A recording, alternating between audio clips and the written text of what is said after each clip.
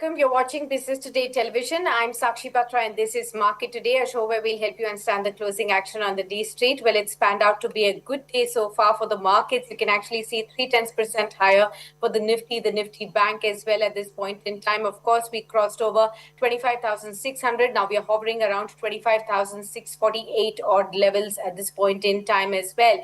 Now, when we look at the gains that are coming in, it's across the board. You can see broader markets participating. You can see all the sectors barring the IT and the realty pack already up. Now even consumer durables are facing some slight pressure, but metals, oil and gas, the commodity space, PSU banks, private banks as well as financial services. You can also see some gains coming in on FMCG and pharma index. Rest of the pockets are actually doing very well in trade. Even the Nifty Next 50, the Nifty 500 index, the broadest index, these are the ones that are holding up. In fact, the small caps are outperforming the benchmark indices with over 1% gains now. Now, let me look at some of the stocks that are hovering higher in trade on this small cap index right now. It's IDBI, 5.5 to 6% higher. Godfrey Phillips, Reddington, MGL, Nuvama Wealth, Reliance Power, GSPL, Naveen Fluorine. These are the names that are buzzing in the small cap index. Let me also pull up for all of you in terms of the gains on the Nifty as well, because the index is up by 0.4%. Now, Jio Finance continues to soar higher. 3.5% up. Apollo Hospitals, Asian Paints is back in the green. Adani Enterprises, Ultratech Cement, IndusInd Bank. These are the names that are hovering higher as well. On the downside, 2% lower for Trent, Dr. Reddy's, Tech Mahindra, Tata Consumer Products, and Eternal seem to be the top losers at this point in time. Let me now welcome our guest on board. Mr. G. Chokkalingam is now joining in from Equinomics to help us his view on the markets and, of course, a strategy going forward as well. Warm welcome to you, Mr. Chokkalingam. It's always good to have you with us, and we are now finally seeing you in better times. You had already talked about the optimism in our previous interviews as well. You were very sure that the markets are going to climb back and we are going to be probably seeing record high moves in the second half of the calendar year. Finally, we are seeing the needle moving higher. 25,650 is nearing. What's your fresh take? Yes, thank you. Once again, I am reiterating that market is going to be too good in the short term. The proposed truce between Israel and Iran is a big trigger. Subsequent to that, oil prices crashed to 14%, which is a big positive trigger for Indian economy and markets. As we all know, we spend more than $140 billion every year on import of oil. So therefore, once again, oil crashing is a big positive, and that is also supporting the market. That's my strong personal view. And now it is quite close to 52-week low, And apart from that, interestingly, as of this morning, the cumulative rainfall, 10% surplus over long-term average, which is again a big positive. In fact, this time, so far, the spread of rainfall across 36 subdivisions is really too good. In terms of percentage, a predominant number of subdivisions have got a normal or above normal rainfall. Apart from that, we have seen low inflation rate, record level of low inflation rate, and forex reserves hitting a record. Once again, the global institution talking about above 6.3% GDP growth for India, which would be the fastest among the major economies in the world.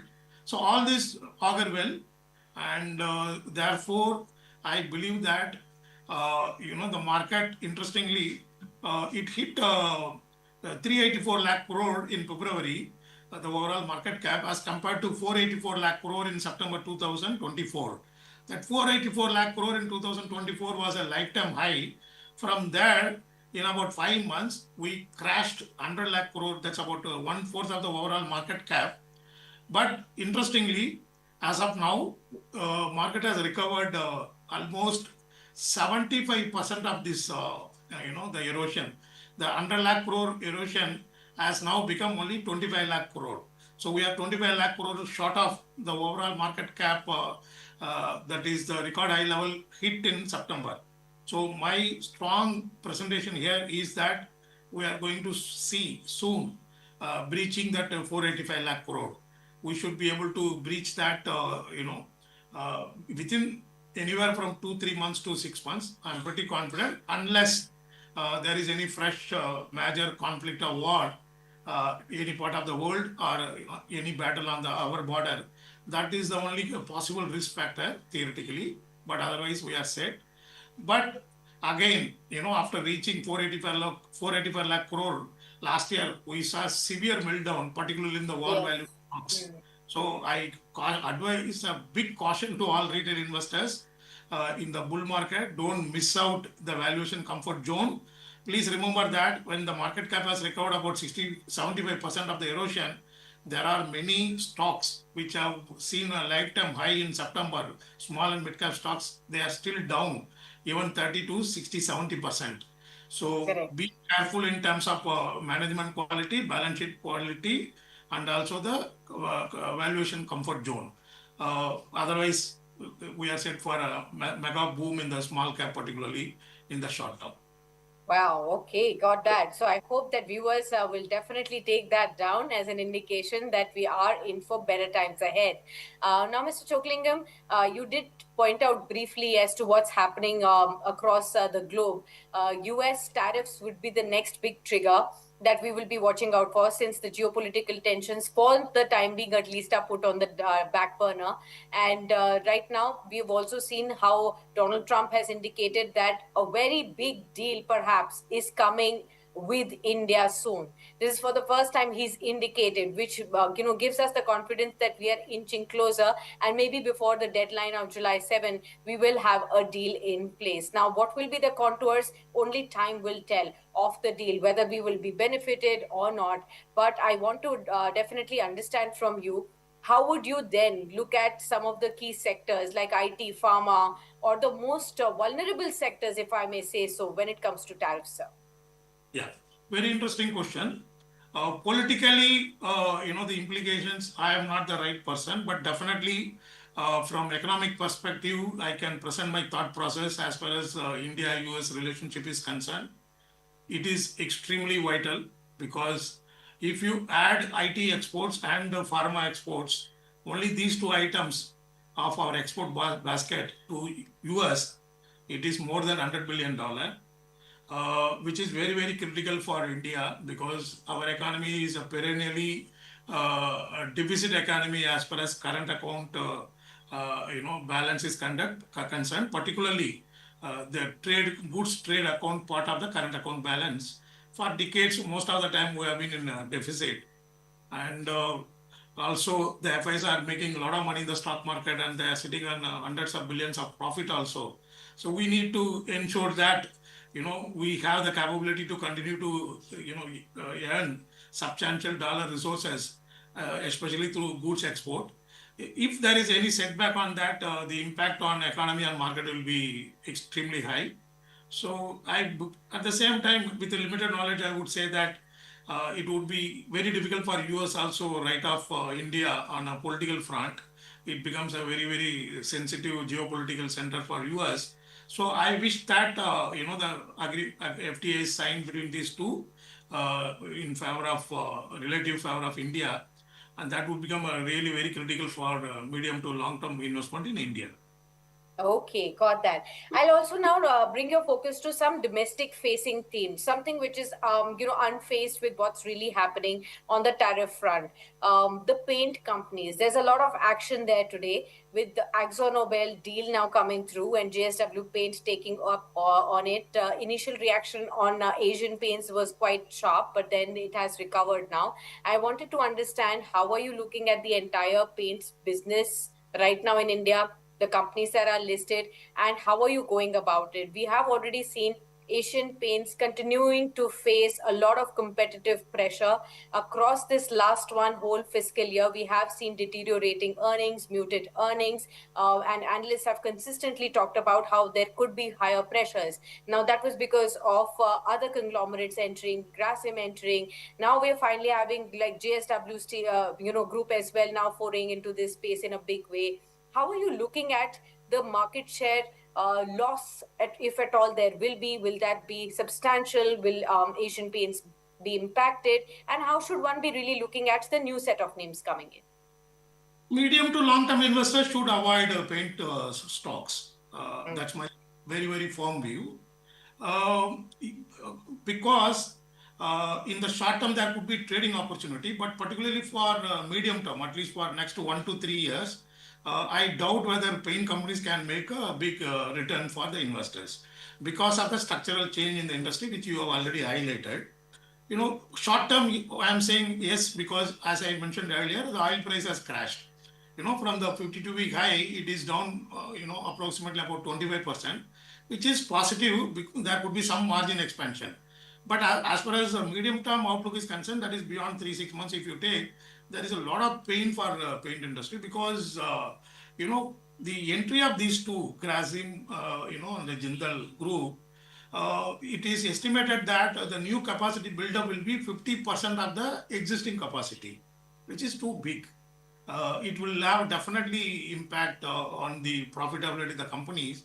Yes, it is it is a very monopolistic competition. There are only 4 5 player control. One can say that they can control the pricing and they have some power. But the problem is the industry itself is not growing in strong double digit. So when the industry is growing its volume in single digit, it's going to be difficult even for monopolistic players, to retain the realization at the same time compete with each other to capture the market share. So somewhere the balloon will be burst in terms of dropping the prices and profitability and to build the market share because the incremental capacity entering the industry is huge. So therefore, I see a lot of pain beyond 3 4 6 months or beyond after the stocks jump anywhere 5 to 15%. It's going to be very tough. That should be an opportunity to exit pain stocks. Okay, fair point. I hope this has also helped all our viewers really form an idea on that front as well. Some stocks that you can keep on your watch list, viewers. Right now, there is a spike that we are seeing on some stocks. Go Digit Insurance, there is a sharp surge. The stock has moved up pretty sharply in trade right now. We are also looking at Mazagon Dock Shipyard, that's also moving up pretty smartly in trade. So smart moves can be seen across the board. There are many others, SRF that's buzzing as well. We're also looking at several other stocks that are probably in the gaining momentum. Oil and gas is definitely picking up more space. You can see OMCs that are hovering much higher. You look at HPCL up over 4% each is what we're looking at. Mr. Chokkalingam, during the geopolitical tensions between Israel and Iran, it was the crude oil prices that spiked suddenly so sharply. Within 2 days, a 13-14% of a spike was seen. Finally, they're coming under control once things are getting settled and ceasefire is holding on. What's your fresh view on the oil and gas space, sir? It's not that optimistic because what happens when oil and gas prices go up substantially, they don't get benefit. They don't have a 100% freedom to keep rising the prices of oil and gas. When it comes down drastically, also they tend to lose. Now, to some extent, oil refinery may be beneficiary because the pressure will come down. But there also, I don't think their demand for fuel sale is going to see a tremendous jump because of oil price crash. Because the government, might be the major beneficiary of this oil price crash, and that can be used to improve the fiscal prudence and also capex plan in the country, rather than proportionately cutting down the fuel price and pass on the benefit to the end consumer, which will be positive for these marketing companies. That is also not likely to happen. So I would not be bullish on oil and gas. So we can look at some other the consumer oriented theme directly where the regulatory interventions are least. That would be a better strategy, I believe.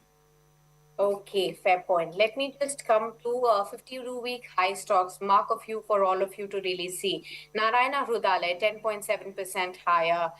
You can see Reddington, that's a 8.7% higher. Bharti Hexacom is up by 8%. Remember, Bharti Airtel has been hitting records over the last few days, and now it's Bharti Hexacom that's moving. Home First Finance is up 7.5%. Very strong move can be seen on this one. Abbott India, about 5.5% higher, 34,935 can be seen. Godfrey Phillips, Nuvama Wealth, these are the names that are hitting 52-week high levels in trade today. Let's discuss a few pockets now. Mr. Chokkalingam, Narayana Hrudayalaya and the entire hospital space, how are you looking at it, sir? It's a great company, no doubt about it, but the valuation also extraordinarily very high. So as I said earlier, the market is going to hit a lifetime high, and post that you will definitely see a massive correction in overvalued stocks. So I would suggest that use this rally, and simple. If you are talking about the growth stock, see that the PEG ratio is not more than 2.5. That is, if any company enjoys a PE ratio of say 100, ensure that the profit is growing. Year on year profit growth is at least around 40%. Otherwise, use this opportunity to realign the portfolio and sell, overvalued stocks. Let me tell you that market started cracking last September after the market cap to GDP ratio breached roughly 120%.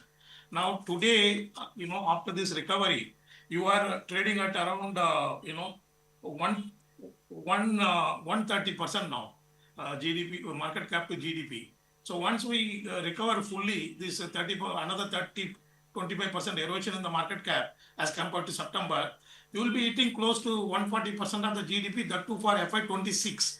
If I take and FY26, we are completing only 3 months. But if I take FY25, we are already above 140%. It's about 142% market cap to GDP. Definitely, one thing one should remember, market cap is something, but the real liquidity to support, that's something different. So, there is a big disproportion between these two. The liquidity appetite is not growing as the market cap is growing. So, I would once again and again, I would reiterate, be extremely cautious on every individual stock in terms of valuation. Look at, the valuation and the P ratio, PEG ratio, deep value, all that. But otherwise, the pain would come within 2025 itself, not for the whole market, certainly for individual pockets of overvalued stocks. Okay, fair point. So that's the space that you can also watch out for. Let me talk about a few large cap stocks now, sir. Reliance Industries is something that I wanted to discuss with you. You were one of the first voices who came on our channel and clearly talked about, I'm talking about 1.5 years ago, 2 years ago, when you talked about how you believe that Reliance is emerging as a mini economy in itself. And one has to definitely take part in the growth story of Reliance Industries. Throughout last many months, I think 8 9 months odd, Reliance has been lying low. There has been disappointment, but suddenly the stock is now coming back into momentum. 1500 and beyond kind of levels can be seen on this one. What's your fresh take, sir, on Reliance Industries? Certainly, I maintain a very, very optimistic move on Reliance. Two new triggers. One is the way they built FMCG business, Reliance Consumer Product subsidiary business. So I believe now it has crossed 11,500 crore. So particularly through selling beverages, it's a phenomenal scale up in such a short span of time, building FMCG business to the extent of around 11,000 crore, which is a Himalayan task. So, as I mentioned earlier, it is becoming much stronger towards its objective of becoming a mini economy, because there is further going to be a lot of investments in FMCG business, and then next 1 year to 18 months you will see gradual launch of it's a new energy related business also. There is a lot of investments happening in hydrogen, green energy, so many things. So there will be another 2 3 new business segments which will start growing, and ultimately they will grow like how they grew the retail business and the telecom business. And then third area is the Jio, the OTT platform. Now Yeah. that base is very close to the Netflix base. So all this would augur well. Plus recently several thousands of crores money, the liquidity they generated by booking profit in Asian Paints. Yes, compared to the balance sheet, it's not big, but that money also will come handy in financing this capex plan. So therefore, I believe that from here, at least another 15-20% within this financial year ending, March 2026, very much possible from the Reliance stock. Okay, fair point. So I hope all of those people who had been waiting for Reliance to finally start moving, they must definitely take this viewpoint and now look at fresh strategies as well. Another large cap that I wanted to discuss is HDFC Bank. We've again seen a record move on this one also in the last couple of sessions. And what we are also seeing is that its subsidiary, HDB Financial, is closing today, 10 minutes to go before you can finally apply for that subscription of HDB Financial. It sailed through, 10 times subscription has already been seen. It was a slow mover, but finally it sailed through and sailed through big. But brokerage houses had still maintained largely a positive subscribe rating on this one for the long term. I want to understand from you, for the retail investors who are of shareholders of HDFC Bank, for them, what is the opportunity that they can look at? For fresh investors between HDFC Bank and HDB, what will you choose? Yeah, very interesting question. Between HDFC Bank and HDB Financial Services, the chances of growth of financial service company beating the bank is very high, because in the recent years NBFCs are growing faster than the banks, and particularly for HDFC Bank, there is a need to reduce the credit deposit ratio. So that is one reason its advances are not growing in a strong double digit, and therefore in the short to medium term the financial subsidiary can do better. It's also trading only at a 3.8 times. I mean, this offer is valued at a 3.8 times price to book value, which is comparable to other large financial services company. Of course, a steep discount to Bajaj Finance. So there is a lot of opportunity in the short to medium term HDB to beat HDFC Bank. HDFC Bank per se on absolute basis also looks good. Yes, 1 or 2 quarters there could be a problem in terms of the credit growth not growing in a strong double digit, because the industry credit growth itself has come down to 9% from a strong double digit growth in the recent time. However, the proceeds of HDB can shore up its capital base, and 10 times of that it can help them in lending as well. That's a theoretical norm in terms of lending to capital base. And then HDFC also bank also made a lot of progress in several front to improve the its business prospects. So I would give buy recommendation on HDFC Bank, and we have given a subscribe recommendation to HDB Financial Services. Okay, fair point. So that's the view that's coming in on that front as well. Let me now ask you on some of the other pockets as well, sir, in terms of where can one probably, look to make money in the next 6 months. I'm talking about a very short time frame, but why am I talking about this? That we have just hit the halfway mark. Maybe we'll be hitting that mark on Monday, but for the 6 months, which will be festive season heavy, any suggestion that you are probably looking at, some themes or sectors that one should definitely not ignore? Yeah, so normally I don't give recommendation for 6 months, but still I will talk because at times my stocks take even 6 years. So Yes. that's what happened to BSE. 6 years ago, I used to recommend BSE, at a price of only 60 rupees. Yes. But it took more than 6 years to become a 35, 40 bagger.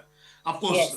that is an exceptional. Please don't expect me that, whatever I suggest, it will give that kind of return. Impossible. Impossible. So I am not giving that kind of false hope. But still, since you asked me for 6 months, I would present my conviction. Please assume that most probably I may not be right in assuring you for a 6 months return. The one stock is Nesco, where I have invested after recommending to my clients. I believe in 6 months' time, it can flare up for two reasons. Even after small recovery, the valuation is less than 20 PE, and the company is sitting on 1,200 crore cash.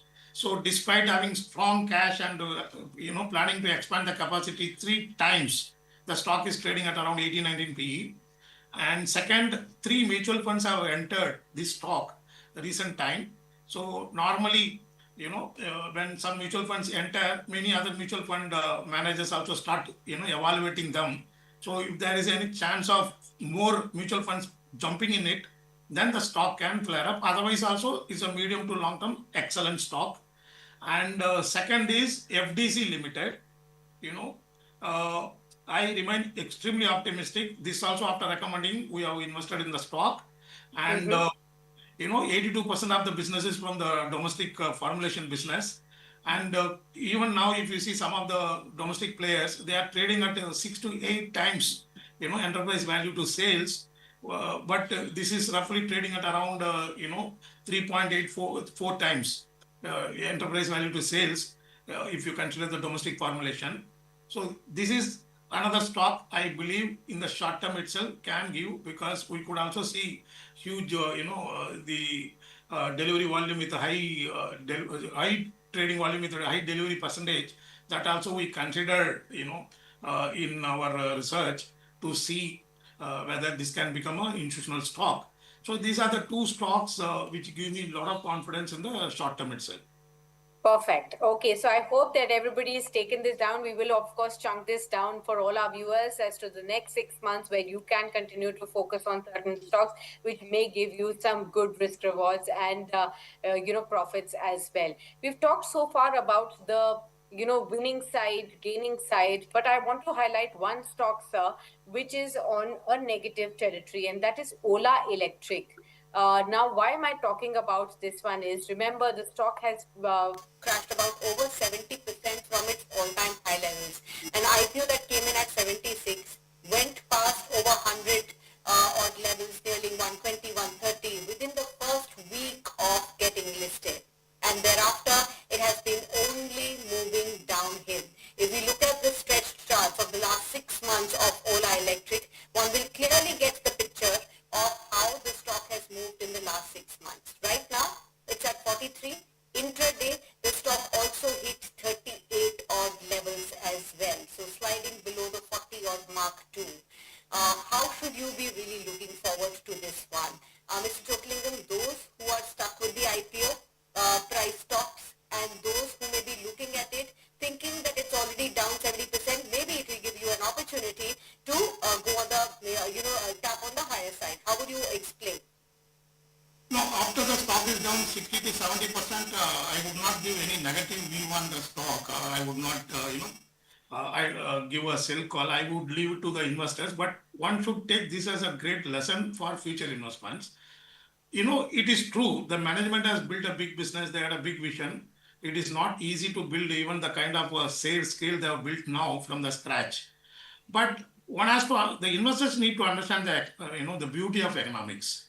You know, it is not like the traditional two-wheeler industry. Here, a lot of people can, buy the components and kits and assemble EV and sell, particularly in the two-wheeler. So that is why we saw in the last 2 3 years so many players, even small people, jumping into making these electric two-wheelers. So that itself is a big negative. And second, look at the industry structure. You have four large industrial players in traditional two-wheeler. They are making thousands of crores of profits over the last 2 decades, and they are extremely cash rich. So when you have a standalone EV, that too loss-making business proposition in the beginning, how tough it is going to compete with established players who are extremely cash rich, who also got into EV. So these are the things one should keep in mind in future investment. But as far as this stock is concerned, I am little apprehensive whether they can really come up in a big way. So that is what I would say about this Ola Electric. All right. Okay. Thank you so much, Mr. Chokkalingam. It's been a pleasure. 25, 30 minutes of a discussion with you as always to get to know insights across the space in the markets, and the markets have shut shop now. We'll start winding up. Thank you so much, sir. Hope you have a fantastic time. We'll see you soon. Thank you. 25,631, the last print on the Nifty, 0.3% higher in trade. The Nifty Bank up 0.3%, mid caps up 0.3%, small caps up 0.9%, outperforming the indices. 2336 advances to 1889 declines on the BSE, 1502 advances on the NSE versus 1158 declines. At this point in time, India wicks down by 1.6% in trade, but top movers on the Nifty include Apollo, Hospitals, Ultratech Cement, Adani Enterprises, Power Grid, BEL, Sun Pharma. These are the names that are buzzing in trade on the top moving list. Strong moves across the board, even in the modest market. And we have seen some stunning moves in the Nifty 500 place as well. You have banking gainers like IndusInd, ICICI, IDFC First Bank, SBI, PNB, all of them have moved up. Asian Paints closes 3% higher in trade. Strong move there after that initial reaction. Cement space in buzz, you can see 12,240 on Ultratech Cement, 2.5% higher in trade. That's another one that's on the move. But IT stocks and realty stocks slightly on the laggard front. All right, viewers, we'll wrap it up on that note on Business Today Television and on Market Today. But do stay tuned as we keep showing you and covering the news from the world of business and finance beyond the market hours as well. Stay tuned. Much more coming for you to see.